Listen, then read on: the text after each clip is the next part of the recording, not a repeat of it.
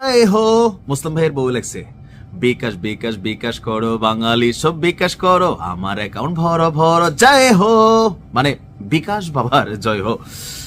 নির্বাচনী হলফনামায় সম্পদের যে তথ্যগুলো আসছে আসলে কতটুকু সত্য কতটুকু মিথ্যা খুবই আশ্চর্য হয়েছে। সকালবেলার বাদশারে তুই বিকালবেলার ফকির, আবার সকালবেলার ফকিরে তুই বিকালবেলার রাজা ধীরাজ। গেল গতকালকে থেকে বাংলাদেশে আমাদের নির্বাচনে যে কি বলা হচ্ছে তফসিল ঘোষণার পর থেকে আমাদের যারা প্রার্থীরা আছেন তারা তাদের সম্পদের হিসাব দিচ্ছেন। তো হিসাবের দৌড়ে আমি দেখলাম যে কিসের তারেক জিয়া, কিসের নাহিদ ইসলাম, কিসের জামাতের আমির জনাব শফিক সাহেব, সবার চেয়ে সম্পদে ভরপুর ভিপি নুর। তবে অনেকে যারা দাবি করছেন যে বিকাশ করা ভিপি নুর ভরাই ফেলছে, তো যদিও আমি গানটা প্রথমে একটু হয়তো ব্যঙ্গাত্মক দৃষ্টিতে গাইছি, ফর এক্সাম্পল বা ট্রলিং দৃষ্টিতে গাইছি, কিন্তু নূর হয়তো সত্যি সত্যি তার সম্পদের হিসাব দিছে। এই মুহূর্তে আমাদের নাহিদ, সার্জিস, হাসনাত সব গরিব ভাই, গরিব। তারেক জিয়া তিনি মোটামুটি ধনী আছেন, 1 কোটি সামথিং টাকার মালিক, গাড়ি বাড়ি নাই। শফিক সাহেবের সম্পত্তির খবর পাইলাম, কিন্তু ভিপি নুর কি আসলে প্রকৃত তার সম্পদের তথ্য দিয়ে বসলো, নাকি আসলে তিনি অনেক টাকা পয়সার মালিক? আসুন দেখি ভিপি নুর নির্বাচনী হলফনামায় দেওয়া তথ্যে তার সম্পদের পরিমাণ কতটুকু।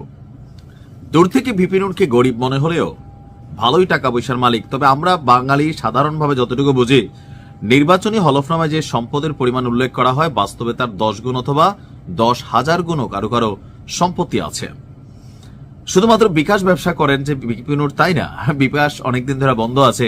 তবে এর পাশাপাশি পেশাগত জীবনে তিনি একজন ব্যবসায়ী। আমি সফল ব্যবসায়ী ধরতে পারি।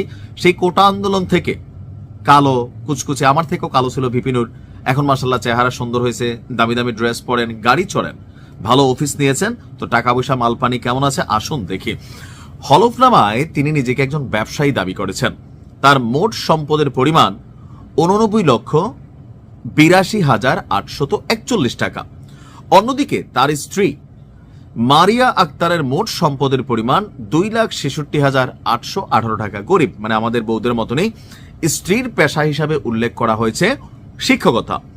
হলফনামার তথ্য অনুযায়ী নুরুল হক নূরের বিরুদ্ধে দেশের বিভিন্ন আদালতে বর্তমানে 6টি মামলা চলমান। এসব মামলার মধ্যে কয়েকটা তদন্তাধীন, কয়েকটাতে এজাহারভুক্ত এবং 8টি থেকে তিনি অব্যাহতি পেয়েছেন। নুরুল হক নূরের ব্যবসা থেকে বার্ষিক আয় 15,85,426 টাকা। আর করবেননি বিকাশ, কত টাকা কামান? হ্যাঁ, নূরের এভারেজ আয় কিন্তু মাসে 1.5 লাখ টাকার উপরে, এবং অন্যান্য উৎস থেকে আয় প্রায় 4.5 লক্ষ টাকার উপরে। তার মানে বছরে 20 লাখ, এখানে সব মিলিয়ে তার বার্ষিক আয় হচ্ছে 20,40,000। 12 দিয়ে ভাগ দিলে আমরা 1.5 লাখ প্লাস পাই। গরিব যারা বিকাশ করো, তোমরা বিকাশ করতে থাকো।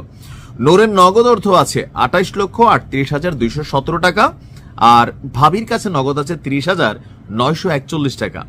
ব্যাংক এবং আর্থিক প্রতিষ্ঠানে নূরের জমাকৃত 2,89,313 টাকা, আর ভাবির আছে 1,35,877 টাকা। এমনকি কোম্পানিতেও বিনিয়োগ করেছেন ভিপি নূর, রয়েছে 2,75,000 টাকা। উত্তরাধিকার সূত্রে প্রাপ্ত অন্যান্য আমানতের পরিমাণ উল্লেখ করেছেন 55,80,311 টাকা। তবে গহনার বিবরণ দেওয়া হয়নি। ভাবিকা হয়তো গহনা কিনা দেনা, স্বর্ণের দাম বেশি, অথবা হলফনামায় আসেনি। তো বাবার পৈতৃক সম্পত্তি ভালোই আছে। নুরু একাই 55 লাখ টাকার বরিশালের সে এলাকায় সম্পত্তি পাইছে। তাহলে নুরুর বাবা যথেষ্ট ধনাঢ্য ব্যক্তি। নূরের নামে 82 ডেসিমেল কৃষি জমি রয়েছে, যার অর্জনকালীন মূল্য 62,000 টাকা। আর ভাবির নামে রয়েছে 3 একর কৃষি জমি, যার মূল্য উল্লেখ করা হয়েছে 10 লক্ষ টাকা। নূরের নামে পাওনাদারের কাছে দেনা আছে 3,88,160 টাকা। তো বুঝতেই পারছেন ভালোই টাকা পয়সা আছে। যারা বিকাশ করেন আপাতত বন্ধ করে দেন। নূর ভাই যথেষ্ট ধনাঢ্য। তবে আমার ধারণা নূর যে সম্পত্তির হিসাব দিছে মোটামুটি কাছাকাছি লেভেলে দিয়ে দিছে।